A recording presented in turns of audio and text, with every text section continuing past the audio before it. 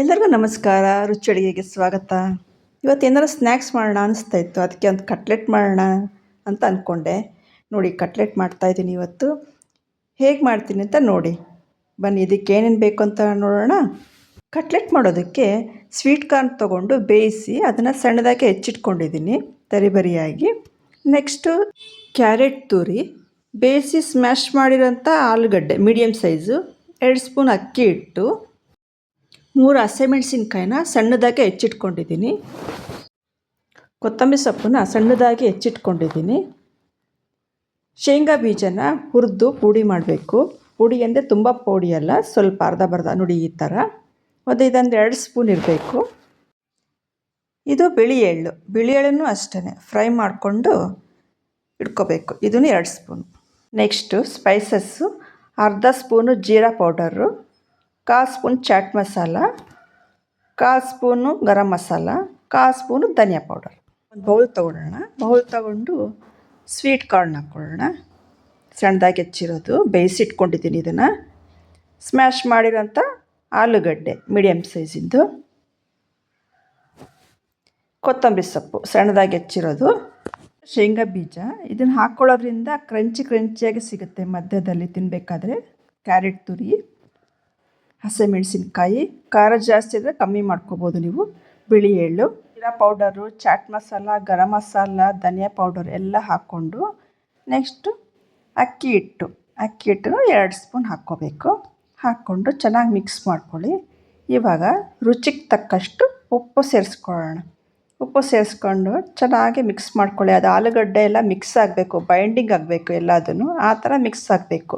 ಈಗ ಸ್ವಲ್ಪ ಖಾರದ ಪುಡಿ ಹಾಕ್ಕೊಂಡು ಚೆನ್ನಾಗಿ ಮಿಕ್ಸ್ ಮಾಡ್ಕೋಬೇಕು. ಇದೇನಪ್ಪ ಹಸಿಮೆಣಸಿನ್ಕಾಯಿನೂ ಹಾಕಿದ್ದಾರೆ, ಖಾರದ ಪುಡಿನೂ ಹಾಕಿದ್ದಾರೆ, ತುಂಬ ಖಾರ ಆಗಲ್ವ ಅಂತ ಅಂದ್ಕೊಬೇಡಿ. ಸ್ವೀಟ್ ಕಾರ್ನು, ಕ್ಯಾರೆಟು ಎಲ್ಲದರಲ್ಲೂ ಸ್ವೀಟ್ ಅಂಶ ಜಾಸ್ತಿ ಇರೋದ್ರಿಂದ ಸ್ವಲ್ಪ ಖಾರ ಮುಂದೆ ಹಾಕ್ಕೋಬೇಕು. ನೋಡಿ ಇವಾಗ ರೆಡಿ ಇದೆ ಇದು. ಇವಾಗ ಸ್ವಲ್ಪ ಕೈಗೆ ಎಣ್ಣೆ ಹಚ್ಕೊಂಡು ನಾವು ಕಲಸಿಟ್ಕೊಂಡಿದ್ದೀವಲ್ಲ ಬೈಂಡಿಂಗ್ನ, ಅದನ್ನು ಸ್ವಲ್ಪ ಉಂಡೆ ತಗೊಂಡು ನಿಮಗೆ ಯಾವ ರೀತಿ ಶೇಪ್ ಬೇಕೋ ಆ ರೀತಿ ಶೇಪ್ನ ಕೊಟ್ಕೋಬೋದು. ಕಟ್ಲೆಟ್ಟಿಗೆ ನಾನಿಲ್ಲಿ ರೌಂಡ್ ತೊಗೊಳ್ತಾ ಇದ್ದೀನಿ, ನಿಮಗೆ ಹೆಂಗೆ ಅನಿಸುತ್ತೋ ಆ ಥರ ಶೇಪ್ ತೊಗೋಬೋದು. ಇದನ್ನು ಸ್ವಲ್ಪ ಎಣ್ಣೆ ಹಚ್ಕೊಂಡೇ ಮಾಡಬೇಕು ಕೈಗೆ, ಇಲ್ಲಾಂದರೆ ಅಂಟ್ಕೊಳ್ಳುತ್ತೆ ಕೈಗೆಲ್ಲ.